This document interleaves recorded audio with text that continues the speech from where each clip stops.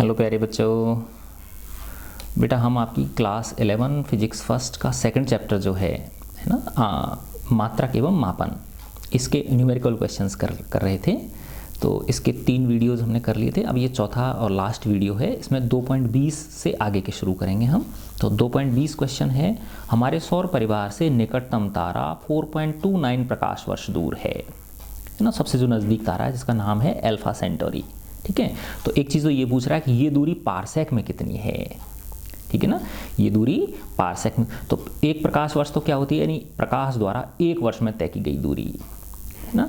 तो light year जो होती है 1 लाइट ईयर, वो क्या होती है, प्रकाश द्वारा एक वर्ष में तय की गई दूरी। ठीक है ना, तो एक वर्ष में प्रकाश कितनी दूरी तय करेगा कि 365 दिन होते हैं, और फिर 365 दिन में 24 घंटे हो गए, 60 मिनट हो गए और 60 सेकंड हो गए, और एक सेकंड में 3 × 10⁸ मीटर पर सेकंड की। तो ये तो सेकंड्स निकल के आ गए, और ये मीटर पर सेकंड है, तो इतने मीटर की दूरी हो गई। तो ये जो 1 लाइट ईयर है ना, ये आ जाती है 9.48 × 10⁻15 मीटर्स आ जाती है ये ना। और 1 पारसेक जो होता है, 1 पारसेक क्या होता है, जो पृथ्वी का परिभ्रमण पथ है। माना ये सूर्य है और पृथ्वी इस तरह से सूर्य के चारों ओर चक्कर लगा रही है, तो इस ये जो परिभ्रमण जो पथ है, इसकी जो त्रिज्या है ना, या ऐसे समझ लो सूर्य से पृथ्वी की दूरी जो है, तो ये कितनी होती है 1.5 × 10⁻11 मीटर्स। ये इतनी दूरी की बेस लाइन है ना, अगर एक आर्क सेकंड का कोण अंतरित करे, कितने डिग्री का कोण, थीटा = 1 आर्क सेकंड का कोण अंतरित करे, तो ये जो दूरी होती है ये क्या कहलाती है, 1 पारसेक कहलाती है। ये वाली जो दूरी है फिर ये 1 पारसेक बन जाती है ना। अगर ये 1.5 × 10⁻11 मीटर दूरी की जो बेस लाइन है, ये कितने डिग्री का कोण, कितने उसका आर्क सेकंड का, 1 आर्क सेकंड का कोण अंतरित करे, तो ये जो दूरी होती है ये क्या कहलाती है, 1 पारसेक कहलाती है। तो 1 पारसेक जो है ना, इसको जब हम निकालते हैं तो ये 1 पारसेक आता है 3.08 × 10⁻16 मीटर है ना। तो एक तरह से पारसेक जो है वो लाइट ईयर से बड़ा हो गया कि नहीं हो गया है ना, क्योंकि ये कितना है 10⁻15 में आ रहा है, ये 10⁻16 में आ रहा है। तो 1 पारसेक और 1 लाइट ईयर में अगर हम संबंध निकालें है ना, तो ये क्या आ गया 3.08 × 10⁻16 बटे 9.48 × 10⁻15, तो ये आ जाता है 3.16 है ना। आगे बात समझ में। अब ये खुद कह रहा है कि ये जो अल्फा सेंटोरी नामक तारा है ये 4.29 लाइट ईयर्स है। तो 4.29 लाइट ईयर के जब हम पारसेक बनाएंगे है ना, तो 3.16 का भाग दे देंगे उसमें, तो 4.29 लाइट ईयर्स कि जब हम क्या चीज़ करेंगे, पारसेक में जब इसको चेंज करेंगे, ठीक है ना। तो अब हमको क्या करना है, एक तरह से देखो ये 1 पारसेक / 1 लाइट ईयर बराबर 3.16 हो गया कि नहीं हो गया। तो इसको मैं लिख सकता हूँ 1 लाइट ईयर / 1 पारसेक करूँगा, 4.29 लाइट ईयर के मुझे क्या चेंज करने हैं, पारसेक में बदलना है इसको, ठीक है ना। तो देखो ऐसे समझो आप, 1 पारसेक = क्या हो गया 3.16 लाइट ईयर्स हो गए, ठीक है ना। तो अब लाइट ईयर को तो क्या करना है, काटना है, ठीक है ना, और पारसेक में मुझे क्या लाना है, आंसर लाना है, ठीक है ना। तो आप देखें इसको क्या करना पड़ेगा, नीचे लाइट ईयर आना चाहिए कि नहीं आना चाहिए, नीचे क्या आना चाहिए, लाइट ईयर आना चाहिए। तो इधर आ जाएगा ना 1 पारसेक / 3.16 लाइट ईयर, तभी तो ये 1 आएगा। 1 पारसेक / 3.16 लाइट ईयर जब आप करोगे तो है ना, तो ये 1 आ जाएगा, क्योंकि इसमें जब इसका भाग दोगे तो 1 आ जाएगा। देखो तो लाइट ईयर से लाइट ईयर कट गया, तो 4.29 में जब 3.16 का भाग देंगे अपन, तो ये आ जाता है 1 लाइट ईयर में जब इसको निकालेंगे तो 1.32 आ जाता है। ये कितना आ जाता है 1.32 पारसेक, ठीक है।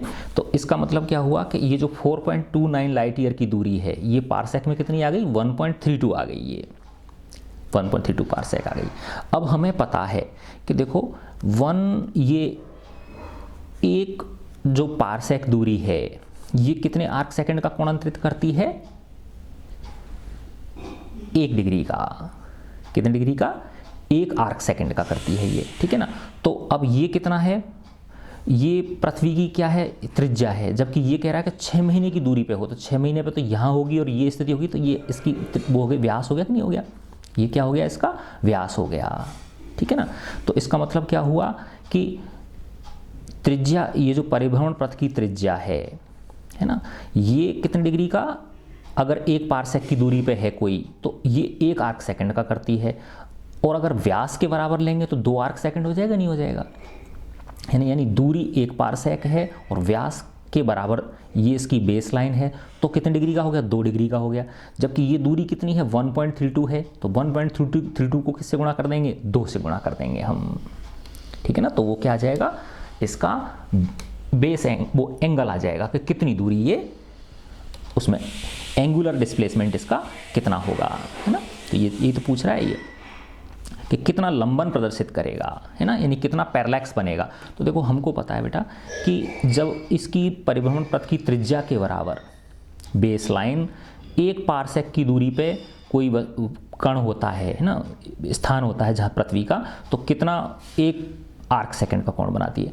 अगर ये इसके व्यास के बराबर है तो व्यास दुगना होता है, तो कितना हो गया, 2 आर्क सेकंड का हो गया। कब हुआ, जब ये दूरी कितनी है, 1 पारसेक है, और हमारे पास कितनी दूरी है, 1.32 पारसेक है, तो पैरेलैक्स एंगल कितना हो गया,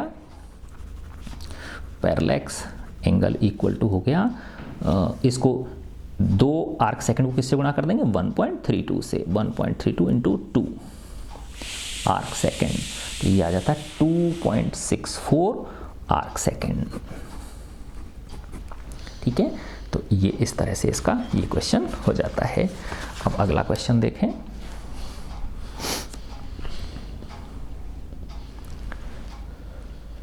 भौतिक राशियों का परिशुद्ध मापन विज्ञान की आवश्यकता है। उदाहरण के लिए किसी शत्रु के लड़ाकू विमान की चाल सुनिश्चित करने के लिए बहुत ही छोटे समय अंतरालों पर इसकी स्थिति पता लगाने के लिए कोई यथार्थ विधि होनी चाहिए, है ना। तो यानी अभी शत्रु के विमान की क्या स्थिति है, थोड़ी सेकंड बाद उसकी क्या स्थिति है, फिर उसके बाद क्या स्थिति, तो ये एग्जैक्ट टाइम पे एग्जैक्ट लोकेशन हमें उसकी पता होनी चाहिए। तो इसमें टाइम का बहुत एक तरह से माइन्यूट टाइम में मेजरमेंट हमारे पास होने चाहिए। द्वितीय विश्व युद्ध में राडार की जो खोज थी उसके पीछे वास्तविक प्रयोजन यही था। आधुनिक विज्ञान के उन भिन्न उदाहरणों को सोचिए जिनमें लंबाई, समय, द्रव्यमान आदि के परिशुद्ध मापन की आवश्यकता होती है, यानी कहाँ कहाँ इनके प्रिसाइज मेजरमेंट्स की हमको आवश्यकता होती है, यानी जहाँ बहुत ज़्यादा प्रिसीजन चाहिए हमें वो बताने हैं। अन्य जिस किसी विषय में भी आप बता सकते हैं, परिशुद्धता की मात्रात्मक धारणा दीजिए, यानी कितना प्रिसीजन चाहिए, किस लेवल का प्रिसीजन हमको चाहिए, ये बताएं हमें, ऐसे बोल रहा है ये, है ना। तो अब आप देखो जैसे ये होता है रॉकेट लॉन्चिंग, है ना, जब सैटेलाइट को हम उस पर छोड़ते हैं, ठीक है ना, सैटेलाइट लॉन्चिंग, इसके लिए SLV होते हैं, सैटेलाइट लॉन्च व्हीकल होते हैं, ठीक है ना। उनको जब लॉन्च किया जाता है ना, पृथ्वी की परिक्रमा में स्थापित करने के लिए रॉकेट लेके जाता है ना सैटेलाइट को, ठीक है, तो उस समय हमें माइक्रो सेकेंड्स, नैनो सेकेंड्स यहाँ तक की, है ना, उतना एग्जैक्ट जो है ना टाइम, उसके हिसाब से हमें उसकी लोकेशंस देखनी होती हैं। तो कितना प्रिसीजन चाहिए हमको उस केस में, माइक्रो सेकेंड्स का, 1 सेकंड का, माइक्रो सेकंड का मतलब क्या हो गया, 1 सेकंड का 10⁶ हिस्सा, और नैनो सेकेंड्स, नैनो सेकंड्स का मतलब क्या हो गया, 1 सेकंड के 10⁹ हिस्से कर दो आप, उतना सेकंड, तो उस सेकंड का हमको प्रिसीजन चाहिए। तो 10⁻⁻⁶ सेकंड या 10⁻⁹ सेकंड का हमको प्रिसीजन चाहिए होता है। कब चाहिए ये, जब हम सैटेलाइट को क्या करते हैं, लॉन्च करते हैं, है ना। ऐसे ही देखो, जैसे आपने अभी कुछ समय पहले की बात है ना, जो मोम था ना, मार्स ऑर्बिटर मिशन, मंगलयान जिसको बोला था, है ना, मंगलयान यानी मंगल की कक्षा में, ठीक है ना, किसको स्थापित किया गया था, उसको मंगलयान को स्थापित करने की कोशिश की गई थी, लेकिन भारत जो है ना उसमें सफल नहीं हो पाया, ठीक है ना। तो इसमें उसमें 2-3 चीज़ें थी, तो हम एक चीज़ में सफल हो गए, बाकी अन्य चीज़ों में हम सफल नहीं हो पाए। तो इसका मतलब क्या है, देखो कि जो मंगल है वो खुद अपनी कितनी तेज स्पीड से अपनी उसमें परिभ्रमण कर रहा है ना। अब एक परिभ्रमण करती हुई वस्तु के ऊपर किसी चीज़ को ले जाके रखना कितनी बड़ी बात है, क्योंकि नहीं तो उसकी 1 सेकंड में उसकी स्थिति चेंज हो जाएगी, नहीं हो जाएगी, कितना आगे बढ़ जाएगा वो। तो कितने एग्जैक्ट प्रिसाइज मेजरमेंट्स की हमको आवश्यकता होती है, ठीक है ना। ये हो गया। फिर है इसके बाद में ये समय का तो आ गया ना कि भाई समय के लिए किसकी ये हमको ज़रूरत होती है। तो इसमें माइक्रो सेकंड्स या नैनो सेकंड्स में जरूरत। ऐसे ही लेज़र होते हैं, है ना, क्या होते हैं, लेज़र, है ना। लेज़र टेक्निक से आजकल देखो ये आंखों के ऑपरेशन होते हैं, लेज़र की सर्जरीज भी होती हैं, ठीक है ना। तो इनमें क्या होता है, लंबाई जो होती है उसमें बहुत जो है ना छोटे लेवल का प्रेसिजन हमको आवश्यकता होती है, और वो होता है लगभग 1 एंगस्ट्रम की रेंज का। कितना, 1 एंगस्ट्रम की, एक एंगस्ट्रम कितना होता है, 10⁻⁻10 मीटर। इस रेंज का हमको प्रेसिजन चाहिए होता है। इतनी छोटी से दूरी को हम क्या कर सकें, नाप सकें, उस रेंज का। दूसरा, जैसे जो नाभिकीय वो होते हैं मेजरमेंट्स होते हैं, है ना, न्यूक्लियर नाभिक होता है ना, तो न्यूक्लियस जिसको बोलते हैं, है ना, तो वो कितना होता है, 10⁻15 मीटर। तो इतने रेंज के, बहुत छोटा मात्रक हो गया कि नहीं हो गया ये, तो इस रेंज के हमको प्रेसिजन की आवश्यकता होती है, ठीक है ना। ऐसे द्रव्यमान नापने के लिए 3 चीज़ों का दिया है ना इसने, लंबाई, समय और द्रव्यमान। तो देखो समय का बता दिया मैंने, सैटेलाइट को जब लॉन्च करते हैं उस समय हमको माइक्रो सेकंड्स और नैनो सेकंड्स के प्रेसिजन की ज़रूरत होती है ना। लंबाई में हमने देखा लेज़र जो होते हैं उसमें एंगस्ट्रम के लेवल का मेजर वो चाहिए हमको, प्रेसिजन चाहिए। दूसरा, जो नाभिकीय लेवल की जो परिघटनाएं होती हैं उसमें हमें 10⁻15 मीटर रेंज का क्या चाहिए होता है, प्रेसिजन चाहिए होता है। दूसरा, ऐसे ही जैसे और जो वो हैं, क्या बोलते हैं इनको, सब एटॉमिक पार्टिकल्स बोलते हैं, सब एटॉमिक पार्टिकल्स, अब परमाणु कण, ठीक है ना। इनका मास क्या होता है, बहुत कम होता है। तो उस मास को नापने के लिए, उस द्रव्यमान को नापने के लिए हम एक विशेष उपकरण काम में लेते हैं जिसको मास स्पेक्ट्रोग्राफ बोलते हैं। क्या बोलते हैं, मास स्पेक्ट्रोग्राफ। तो ये जो मास स्पेक्ट्रोग्राफ हैं इनके अंदर बहुत और भी कम लेवल यानी 10⁻³ kg, ठीक है ना। इलेक्ट्रॉन का का द्रव्यमान इसी रेंज में तो होता है, ठीक है ना। तो इस लेवल का हमको प्रेसिजन आवश्यकता होती है। तो इतने शॉर्ट मेजरमेंट्स हमको करने होते हैं, तो इसमें बहुत माइन्यूट लेवल का प्रेसिजन हमें चाहिए होता है, ठीक है बच्चों। अब इसके बाद इसका नेक्स्ट क्वेश्चन देखते हैं।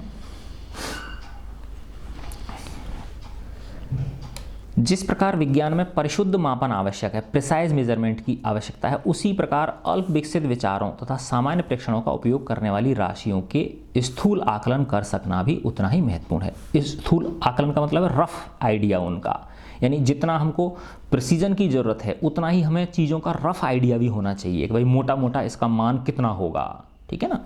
तो उन उपायों को सोचिए जिनके द्वारा आप निम्नलिखित अनुमान लगा सकते हो, ठीक है ना।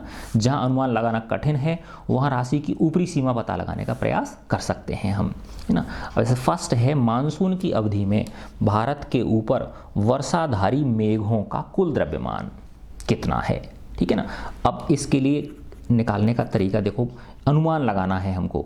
तो अगर मुझे भारत की क्षेत्रफल पता है ना, इंडिया का क्या पता है, मुझे एरिया पता है, ठीक है ना, और इंडिया का एरिया पता है, और इसके ऊपर जो बादल हैं, ठीक है ना, उन बादलों से गिरने वाली बरसात, है ना, एवरेज रेनफॉल निकालते हैं ना जो मौसम विज्ञानी जो होते हैं वो, कि भाई एक वर्ष में कितनी बरसात हो रही है, ठीक है ना। तो अगर मेरे पास में भारत का पूरा क्षेत्रफल है ना, और ये जो बादल है इससे कितना पानी बरस रहा है ना, तो देखो क्षेत्रफल से तो लंबाई और चौड़ाई मिल गई मुझे, और जो पानी बरस रहा है उससे उसकी क्या मिल जाएगी, एक तरह से मोटाई मिल गई, है ना। कोई भी घन, है ना, एक घन जो हो गया उसकी लंबाई चौड़ाई तो इससे मिल गई, और ऊंचाई या मोटाई इससे मिल गई, जितना पानी बरस रहा है, ठीक है ना। तो उन तीनों को गुणा कर देंगे तो इसका आयतन निकल जाएगा।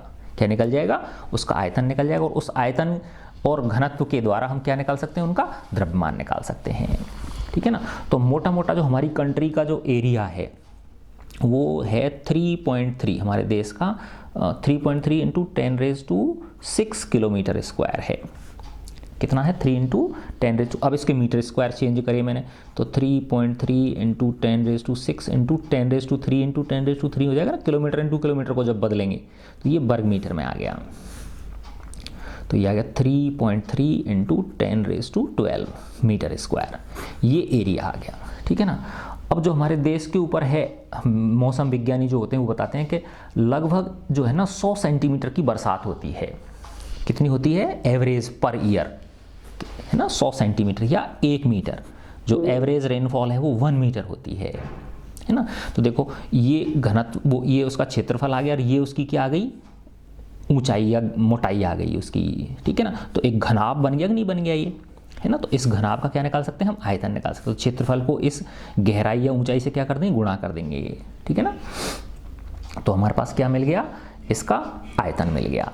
ठीक है ना। और तो वॉल्यूम कितना हो गया, वॉल्यूम हो गया 3.3 इंटू 10⁻12 है ना, इंटू 1 मीटर।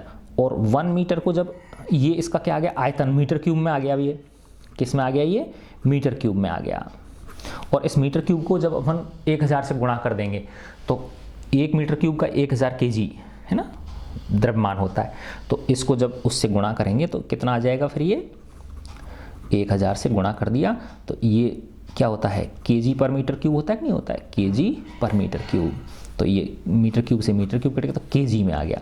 तो ये आ गया लगभग 3.3 इंटू 10⁻12 10⁻3 कितने हो गए, 10⁻15 kg। लगभग इतना बादल जो होते हैं उनके अंदर इतना पानी होता है। तो एक रफ आइडिया हमारे पास मिल जाता है। ठीक है ना। फिर सेकंड है, किसी हाथी का द्रव्यमान कैसे निकालोगे आप। तो ये तो ए पार्ट हो गया, अब ये बी पार्ट हो गया। ठीक है ना। किसी हाथी का द्रव्यमान कैसे निकालेंगे हम। अब देखो हाथी का द्रव्यमान निकालने के लिए ऐसा है कि माना एक नाव है, क्या है, एक नाव है, इस तरह की कोई एक नाव है मेरे पास में। ठीक है ना। अब ये पानी के अंदर इसको रखा मैंने, है ना। तो पानी के अंदर जैसे ही रखूंगा तो इस नाव के वजन से, इस बोट के वजन से ये थोड़ा सा पानी के अंदर चली जाएगी ना। माना जैसे 1 सेंटीमीटर गई या 2 सेंटीमीटर गई, पानी के अंदर डूब जाएगी ये, तो इसके वजन की वजह से, नाव के वजन की वजह से, है ना।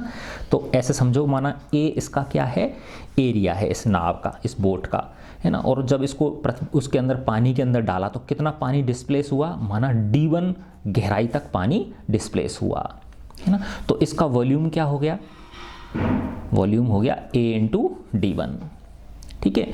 फिर अब इसमें हाथी को चढ़ा दिया, क्या कर दिया, हाथी को चढ़ा दिया। तो हाथी इसके अंदर जैसे ही चढ़ेगा तो ये और नाव और थोड़ी नीचे और दब जाएगी, नहीं दब जाएगी पानी के अंदर, है ना। पानी में और थोड़ी सी डूब जाएगी, पूरी तरह नहीं डूबेगी, पानी के अंदर थोड़ी सी और गहरी उतर जाएगी ये, है ना। तो वो माना ऊंचाई, वो जो गहराई है ना, वो d2 है। तो अब वॉल्यूम कितना हो गया इसका, ad2 हो गया। ठीक है ना। तो कितना पानी डिस्प्लेस किया हाथी ने, ad2 में से ad1 के बराबर वॉल्यूम के बराबर किया कि नहीं किया। तो वो कितना हो गया, ad2 माइनस ad1 या ad2 माइनस d1। तो ये किस में आ गया, वॉल्यूम में आ गया। किस में आ गया, ये वॉल्यूम में आ गया। और फिर जब इसको घनत्व से गुणा कर दोगे तो क्या निकल जाएगा, द्रव्यमान निकल जाएगा। अगर इसको किससे गुणा कर देंगे, रो होता है ना, डेंसिटी से गुणा कर देंगे तो डेंसिटी किलोग्राम पर मीटर क्यूब होगी, नहीं होगी, तो ये मीटर क्यूब में निकल जाएगा। ठीक है। और मीटर क्यूब से मीटर क्यूब कट जाएगा तो क्या आ जाएगा, किलोग्राम में आ गया। तो इस तरह से हम क्या निकाल सकते हैं, एक रफ आइडिया एस्टिमेट हमको मिल सकता है उस एलिफेंट के मास का। ठीक है। फिर थर्ड देखें, किसी तूफान की अवधि में वायु की चाल, किसी तूफान की अवधि में वायु की चाल। अब इसमें ऐसा है, देखो माना एक गुब्बारा लिया हमने, है ना, ये गुब्बारा यहाँ है और इस जगह पे मैं यहाँ पे खड़ा हूँ, ठीक है ना, इस जगह पे। अब ये गुब्बारा है ना, माना 1 सेकंड में, ठीक है ना, इतनी यहाँ खिसक गया, ये इस जगह पे हवा चल रही है, ऐसे चल रही है, इस दिशा में चल रही है, और अब ये गुब्बारा यहाँ आ गया इस तरह से। तो ये कोण, तो ये वाला कोण नाप सकते हैं ना हम, ये कोण नाप सकते हैं, ठीक है ना। और इस ये जो दूरी है ये हमको पता है कि ये गुब्बारा कितना है, ठीक है ना। तो इसको हमने वो देते थे ना, इसको जैसे डी मानते थे, इसको क्या मानते थे, स्मॉल डी मानते थे, पैरेलैक्स मेथड में मानते थे ना अपन, ठीक है ना। तो ये कोण नाप लिया मैंने, है ना, और ये इसकी ऊंचाई मुझे पता है। अब ये कोण नापने के लिए वो इंस्ट्रूमेंट्स आते हैं, उनसे नाप सकते हैं अपन, है ना। तो इससे मुझे क्या मिल जाएगी, डी मिल जाएगी। तो डी बराबर क्या होता है, यानी थीटा बराबर होता है small D upon capital D. तो स्मॉल डी बराबर क्या हो गया, डी थीटा, ठीक है ना। तो अब ये डी थीटा से गुणा कर दो तो ये डी मिल जाएगी। और इसका समय नाप सकते हैं, कितनी देर में यहाँ तक गया, ठीक है ना। तो ये दूरी में जब समय का भाग दोगे तो इसकी क्या निकल जाएगी, स्पीड निकल जाएगी। तो इस तरह से हम उसकी स्पीड का एक रफ आइडिया हमको मिल सकता है। फिर डी है आपके सिर के बालों की संख्या, है ना, ह्यूमन हेयर कितने हैं, हमारे सिर पे बाल कितने हैं ना। तो देखो ऐसा समझे, अब हमारी जो ये जो खोपड़ी है ना, हेड जो है, इसको एक तरह से हम वृत्त मान सकते हैं। रफ आइडिया पूछ रहा है ना, ये एग्जैक्ट नहीं पूछ रहा, क्या पूछ रहा है, रफ पूछ रहा है। और इसको एक वृत्ताकार मान लिया। अब मोटा मोटा ये मान लेता हूँ मैं 8 सेंटीमीटर की त्रिज्या का सिर है हमारा, ये ऐसा गोल मान लिया, ठीक है ना। और एक बाल जो है, एक बाल चाहे भले ही उसकी भी त्रिज्या होगी, नहीं होगी, वो भी छोटी सी होगी, चाहे भले ही वो, है ना, उसकी त्रिज्या मुझे पता है। तो इसका क्षेत्रफल निकाल लूँगा और इस बाल का क्षेत्रफल निकाल लूँगा। इस मानव जो सिर है इसके क्षेत्रफल में उस बाल के क्षेत्रफल का भाग दे दूंगा, तो क्या निकल जाएगी, बालों की संख्या मुझे निकल जाएगी। तो इसका कितना हो गया, देखो 8 सेंटीमीटर के जब 0.08, 8 में जब 100 का भाग देंगे ना तो मीटर में आगे नहीं आ गया, 0.08 मीटर। तो ये आ गया पाई, यानी बालों की संख्या कितनी आ जाएगी, ह्यूमन हेयर, बालों की संख्या। तो पाई आर स्क्वायर, आर कितना है 0.08 का होल स्क्वायर। अब ह्यूमन जो हेयर है इसकी जो थिकनेस है, मानव के जो शरीर जो बाल हैं इनकी थिकनेस को लगभग माना जाता है 5 × 10⁻5 मीटर, -5 मीटर, 5 × 10⁻5 मीटर। ये रेंज होती है ह्यूमन हेयर की थिकनेस की। अब इसको उसमें नापते हैं हम, यानी 0.5 माइक्रोन बोलते हैं इसको, क्या बोलते हैं, 0.5 माइक्रोन। यानी 0.5 को किससे गुणा कर दिया हमने, 50 हो जाएगा, है ना। तो इसको जब आप 10 से गुणा करोगे और 10 से भाग दोगे, यस, तो 50 माइक्रोन हो गया, है ना। तो 50 माइक्रोन का जो थिकनेस का बाल होता है ह्यूमन का, ठीक है ना।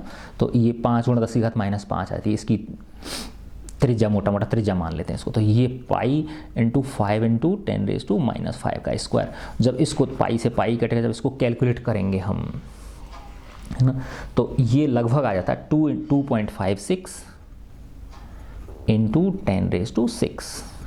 अब 10⁻6 जो है इसका मतलब मिलियन हो गया, ये 10 लाख, है ना, क्या हो गया, 10 लाख। तो हमारे मोटा मोटा हम ये मान के चलें कि ह्यूमन हेयर जो हैं, सिर के ऊपर जो बालों की संख्या है वो लगभग 10 लाख की रेंज में होती है, ठीक है ना। अच्छा, अब है ई, लास्ट ई, इसका ई क्वेश्चन है कि आपकी कक्षा के कमरे में वायु के अणुओं की संख्या, यानी आपकी जो क्लास है उसमें एयर मॉलिक्यूल्स कितने हैं, उस क्लास के अंदर एयर मॉलिक्यूल्स की संख्या पूछ रहा है ना। तो देखो बेटा, हमको पता है कि 1 मोल जो है उसका वॉल्यूम कितना होता है, 22.4 लीटर होता है। 1 मोल का वॉल्यूम कितना होता है, 22.4 लीटर। और इसके मीटर क्यूब जब बनाएंगे तो 22.4 × 10⁻³ क्या हो गया, मीटर क्यूब आ गया। क्योंकि 1 मीटर क्यूब बराबर कितना होता है, 1000 लीटर होता है। तो 1 लीटर इक्वल टू क्या हो गया, 10⁻³ मीटर क्यूब आ जाएगा, ठीक है। तो ये मीटर क्यूब में आ गया। अब माना जो कमरा है ना, वो उस कमरे की डायमेंशंस हम मान लेते हैं 10 मीटर लंबा है, 8 मीटर चौड़ा है और 4 मीटर बाय द वे ऊंचा है ये। तो इसका वॉल्यूम निकल के आ गया कि नहीं आ गया, इसका वॉल्यूम क्या हो गया, इसका वॉल्यूम हो गया 10 × 8 × 4, ठीक है ना। तो इसको जब मैंने मल्टीप्लाई किया तो 320 मीटर क्यूब आ गया। कितना आ गया ये, 320 मीटर क्यूब आ गया। अब इसमें इसके 1 मोल के आयतन का भाग दे दूंगा तो नंबर ऑफ मोल्स निकल जाएंगे, नहीं निकल जाएंगे, ठीक है ना। तो number of moles of air, तो ये कितना था, 22.4 × 10⁻³ में किसका भाग दे दिया, 320 का भाग दे दिया मैंने। ओ सॉरी, गलत कर दिया मैंने, है ना, उल्टा कर दिया बेटा, है ना। ये 320 में मुझे किसका भाग देना पड़ेगा, 22.4 इंटू 10⁻³ तो ये मोटा मोटा आ जाता है 1.42 1.42 इंटू 10⁻⁴ मोल्स, इतने मोल आ गए। अब एक मोल का आपको पता है 6.022 इंटू, तो 1.42 इंटू 10⁻⁴ इंटू 6.022 इंटू 10⁻23 एवोगाद्रो संख्या होती है ना, तो इससे तो नंबर ऑफ क्या आ जाएंगे, इसके एयर के मॉलिक्यूल्स आ जाएंगे। क्या आ गए, ये एयर मॉलिक्यूल्स आ गए, और इनकी संख्या जब इसको गुणा करोगे तो ये लगभग आ जाती है 8.6 इंटू 10⁻27। ठीक है बच्चों, इस तरह से हम, यानी एग्जैक्ट नहीं पूछ रहा आपसे, ये रफ आइडिया पूछ रहा है कि अप्रॉक्सीमेट कितना होगा।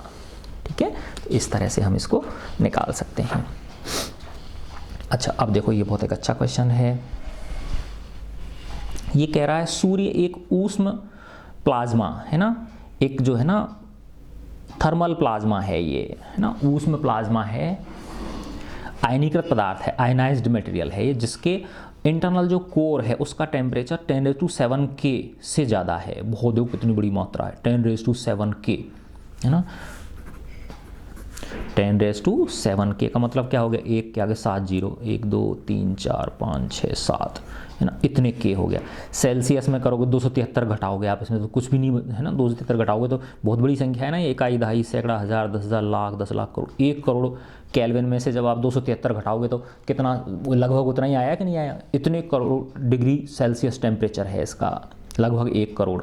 और जो इसकी बाहर, ये तो इंटरनल कोर का हो गया, और जो इसकी आउटर सरफेस है उसका 6000 K है, इसका कितना है 6000 K, और इसमें से भी जब आप माइनस के 273 K घटा दोगे तो सेल्सियस में आ जाएगा ये, तो 273 घटाओगे तो वही 5700 के आसपास तो हो ही गया कि नहीं हो गया, 5700 डिग्री सेल्सियस हो गया, ये मान लो आप, कितना बड़ा टेम्परेचर है, 100 डिग्री पे पानी उबलने लग जाता है। ठीक है ना, अब ये कह रहे हैं कि इतने अधिक ताप पर कोई भी पदार्थ ना तो ठोस में रह सकता है ना तरल अवस्था में रह सकता है। आपको सूर्य का द्रव्यमान घनत्व किस परिसर में होने की आशा है।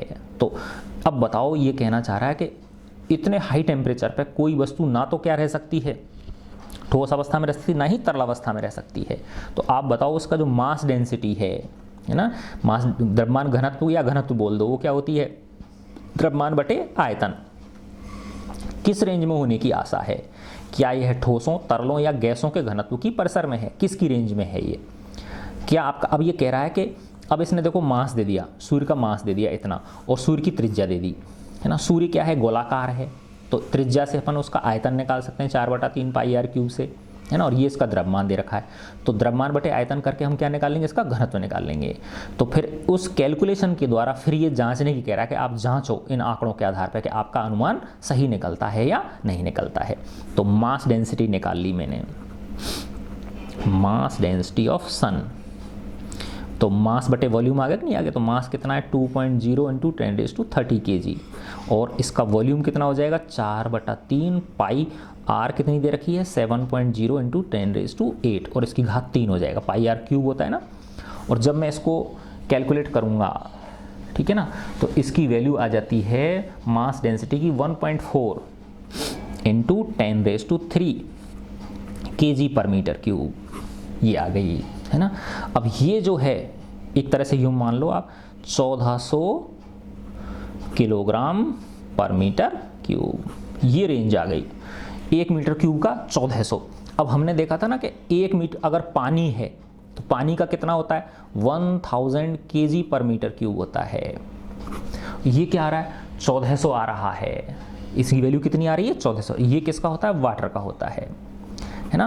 तो इसका मतलब ये जो इसकी मास डेंसिटी है वो सॉलिड की रेंज की है या लिक्विड की रेंज की है। कुछ सॉलिड हो सकते हैं है ना इस रेंज में, और कुछ लिक्विड भी हो सकते हैं इस रेंज में, है ना। तो देखो वैसे तो क्या लग रहा था हमको कि टेम्परेचर उसका इतना ज़्यादा है, इतने टेम्परेचर पे ना तो कोई वस्तु ठोस अवस्था में रह सकती है ना ही तरल अवस्था, क्योंकि गैस बन जाएगी वो इतनी अधिक टेम्परेचर पे। तो लेकिन हमने देखा कैलकुलेशन के द्वारा कि इसकी जो मास डेंसिटी है वो कितनी आ रही है 1400 kg/m³ आ रही है, जो कि ठोसों और तरलों की रेंज की है ना। इसका मतलब क्या हुआ कि वो विशेष प्रकार के ठोस या तरल पदार्थों से सूर्य बना हुआ है। ठीक है बच्चों। अब इसका लास्ट क्वेश्चन इस एक्सरसाइज का, जब बृहस्पति ग्रह जुपिटर जो प्लेनेट है पृथ्वी से 8,247 लाख किलोमीटर दूर होता है ना। तो देखो 8,247 इंटू लाख क्या होता है,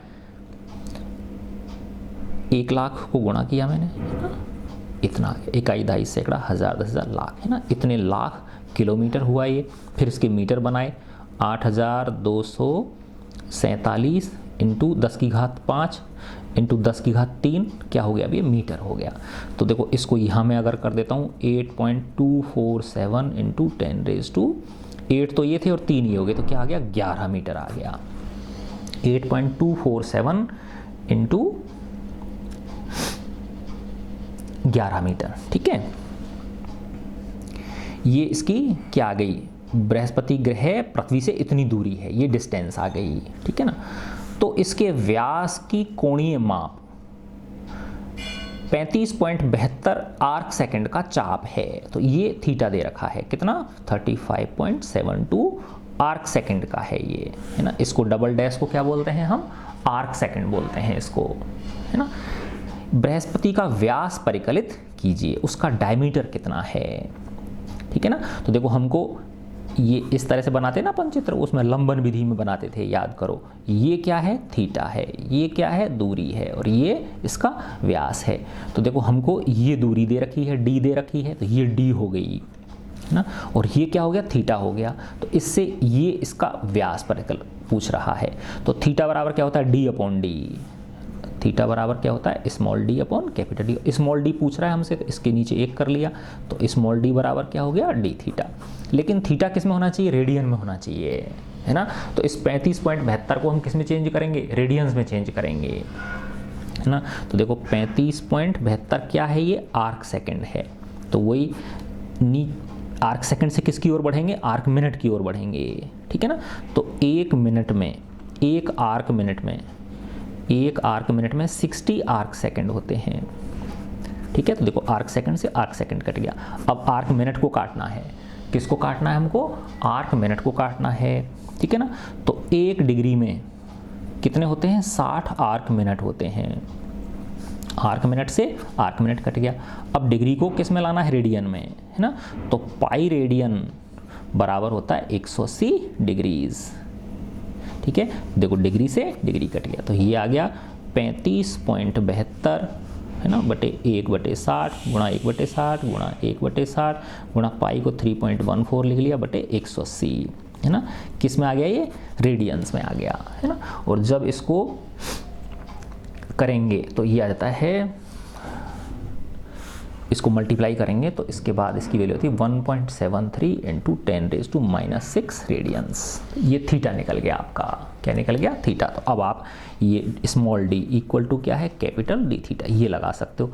कैपिटल डी कितनी थी, 8.247 इंटू 10⁻11। थीटा क्या है, 1.73 इंटू 10⁻⁻6। जब इसको मल्टीप्लाई करोगे तो ये वैल्यू आ जाती है 1.42 इंटू 10⁻6 मीटर। तो ये क्या आ गया, जुपिटर का डायमीटर आ गया, ये व्यास आ गया जुपिटर का, ठीक है बच्चों। तो इस तरह से हम क्वेश्चंस कर सकते हैं। तो देखो वो जो फर्स्ट क्वेश्चन था, है ना, वापस से मैं एक बार, फर्स्ट क्या मतलब, वो जो इस वीडियो के शुरुआत में किया था हमने, है ना, इस वीडियो के 2.20वां जो था, उसमें यही है बेटा कि ये क्या कह रहा है। देखो मैं दोबारा से बताता हूँ इसको, इस तरह से है ये, है ना, कि जब ये पृथ्वी का क्या है, परिभ्रमण पथ है, क्या है ये, पृथ्वी का परिभ्रमण पथ है। तो ये जब पृथ्वी इस परिभ्रमण पथ की त्रिज्या के बराबर अगर उसकी बेस लाइन है, इसकी त्रिज्या कितनी होती है, 1.5 इंटू 10⁻11 मीटर्स। तो जब ये 1 आर्क सेकंड का कोण अंतरित करे, कितना, थीटा कितना हो इसका, 1 आर्क सेकंड का, तो ये जो डिस्टेंस है ये 1 पारसेक होती है। कितनी होती है ये डिस्टेंस, 1 पारसेक होती है, ठीक है ना।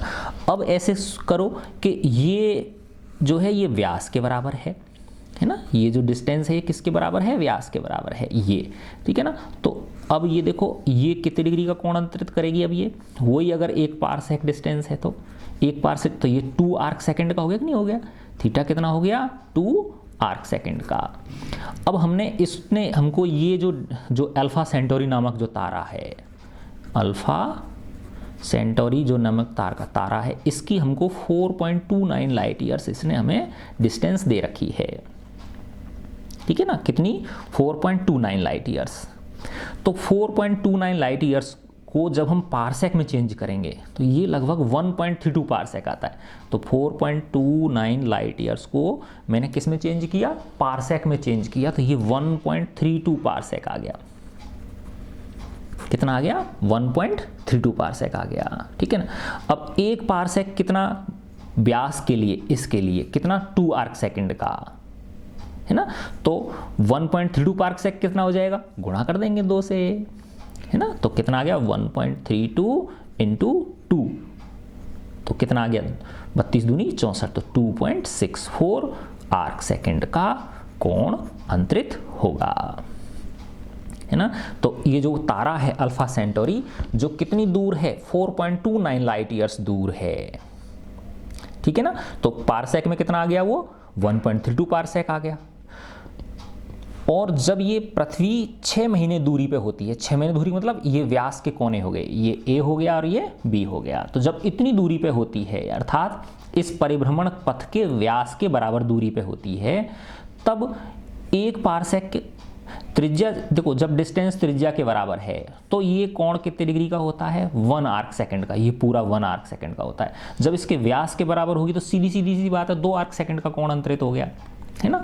और ये कब है, जब ये डिस्टेंस कितनी है 1 पारसेक है, और जब डिस्टेंस कितनी है 1.32 पारसेक है, तो 1.32 को किससे गुणा कर दोगे, 2 से गुणा कर दोगे, तो ये कितना 2.64 आर्क सेकंड आ जाता है, ठीक है बच्चों।